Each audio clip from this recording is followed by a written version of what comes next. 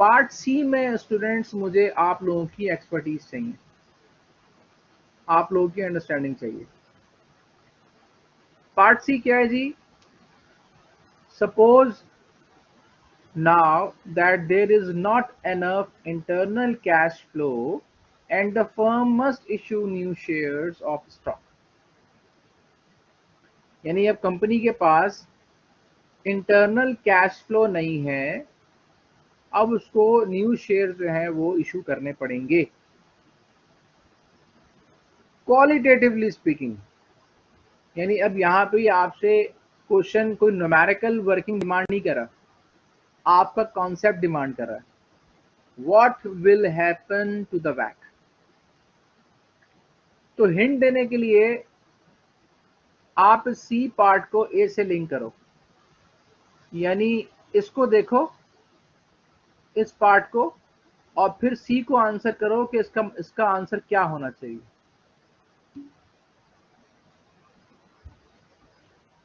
थोड़ा टाइम ले लो, I have no issue. अभी सिर्फ क्वालिटेटिवली स्पीकिंग बात हो रही है, इसके अंदर जो एक्सट्रीम टेक्निकलिटीज होती हैं उसकी बात नहीं हो रही। कि अगर ये मौजूदा सिनेरियो हो कि कंपनी को रेस करना पड़ रहा हो, तो सी पार्ट का आंसर क्या बनेगा?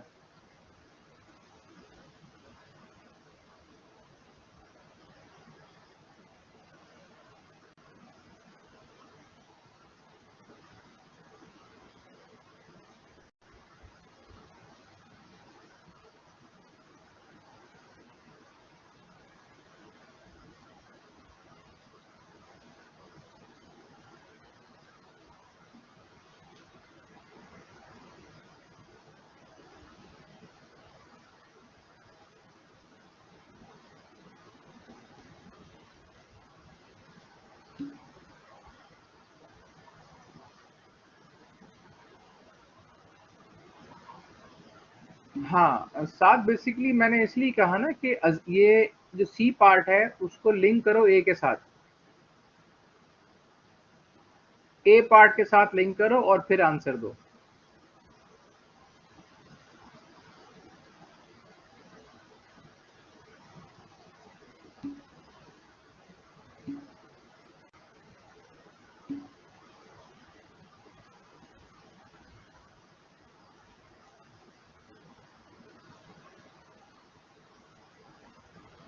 अच्छा, अब देखो बेसिकली क्या कि मैंने एक बात क्लियर की कि मैं अभी एक्सट्रीम टेक्निकल ग्राउंड्स के ऊपर बात नहीं कर रहा। अभी सिंपल ये बात हो रही है कि अगर तो ये मौजूदा सूरत हाल, ये सूरत हाल ये हो तो वैट के ऊपर क्या इम्पैक्ट आएगा।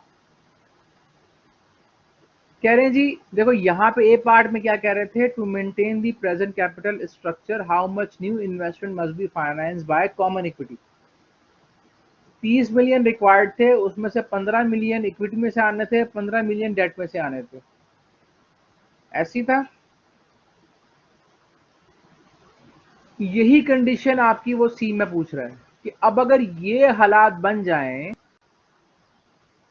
कि पैसा रिक्वायर्ड हो और मार्केट में नए शेयर्स फ्लोट करने पड़े, तो मुझे ये बताओ कि क्या इसका वेट चेंज होगा?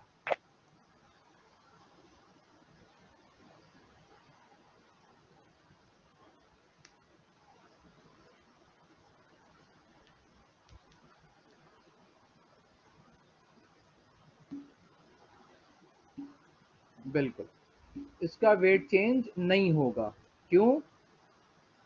यहाँ पे हमें 15 मिलियन ही इक्विटी से फाइनेंस कर रहे हैं, बाकी 15 मिलियन तो डेट में से ही आएंगे ना।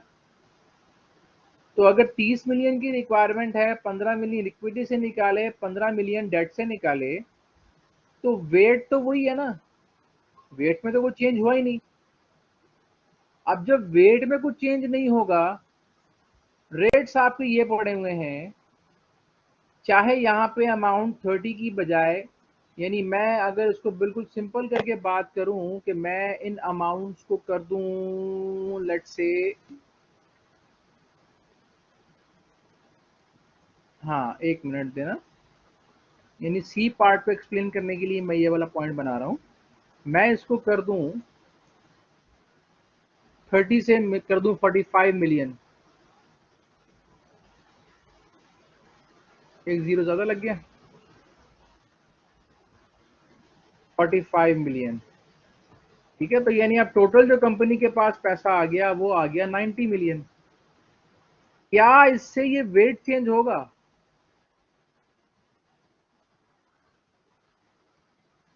अब जब वेट चेंज ही नहीं होगा और रेट आपके सामने ये पड़े हुए हैं, तो क्या वैक चेंज होगा? बस इतनी सी बात हो रही है। तो इट मीन्स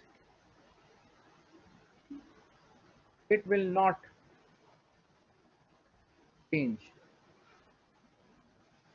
अब जो मैं बात कर रहा था टेक्निकल ग्राउंड्स की, चूंकि टेक्निकली आपके सी पार्ट का आंसर तो ये हो गया, इट विल नॉट चेंज। ठीक है ना, लेकिन अब थोड़ा सा मैं इसमें टेक्निकल ग्राउंड्स के ऊपर बात कर रहा हूं आपको समझाने के लिए। मैंने आपको कल ये एक्सप्लेन किया था कि कंपनी के लिए सबसे लीस्ट या लास्ट ऑप्शन होता है कि वो मार्केट में नए शेयर्स को फ्लोट करे। क्यों? क्योंकि ये सबसे कॉस्टली काम पड़ता है कंपनी को, नए शेयर्स मार्केट में फ्लोट करना। कंपनी को अगर पैसा रिक्वायर्ड होगा, शॉर्ट टर्म रिक्वायरमेंट है वो बैंक के पास जाएगी, लॉन्ग टर्म रिक्वायरमेंट है वो बैंक के पास जाएगी या बॉन्ड इशू करेगी। और अगर इनसे मसले मसाइल हल नहीं होते हैं, इवन यहाँ तक भी होता है कि वो अपनी मार्केटेबल सिक्योरिटीज यानी उसने अगर शॉर्ट टर्म इन्वेस्टमेंट्स की हुई होती हैं तो उसको वो विड्रॉ कर लेती है यूज करने के लिए, या अपने पास जो रिटेन्ड अर्निंग में पैसा पड़ा होता है उसको इस्तेमाल कर लेती है। जैसा कि आपके यहाँ पे पॉइंट नंबर बी के अंदर जो था कि कंपनी के पास ऑलरेडी पैसा पड़ा हुआ है फाइनेंस करने के लिए, तो इसका मतलब उनके पास जो कैश फ्लो पड़े हुए हैं वो उन्होंने या तो रिटेन्ड अर्निंग से उठा के डालें या फिर उन्होंने मार्केटेबल सिक्योरिटीज को यूज किया, वहां से उन्होंने इस पैसे को फाइनेंस कर दिया। उसके बाद भी अगर जरूरत पड़ जाती है तो फिर सबसे आखिर में कंपनी मजबूरी की हालत में नए शेयर्स मार्केट में फ्लोट करती है। जब मार्केट में फ्लोट करती है तो चूंकि उसके ऊपर एक कॉस्ट पड़ती है, तो उस कॉस्ट का इम्पैक्ट जो होता है नए शेयर्स ऐड होने की वजह से उस कॉस्ट की वजह से इसका जो रेट होता है वो डिक्लाइन कर जाता है। और डिक्लाइन होने की वजह से मुमकिन होता है कि आपको जो बैक है वो भी डिक्लाइन कर जाए। लेकिन चूंकि ये हाईली टेक्निकल ग्राउंड्स के ऊपर बात हो रही है, तो अभी क्वेश्चन आपसे ये डिमांड नहीं कर रहा। क्वेश्चन आपसे सिंपल ये डिमांड कर रहा है कि अगर ए वाली पोजीशन बन जाती है तो फिर सी का आंसर क्या होगा। और इस ए वाली पोजीशन के ऊपर सी का आंसर बनता है कि वैक में कोई चेंज नहीं आएगा। क्यों?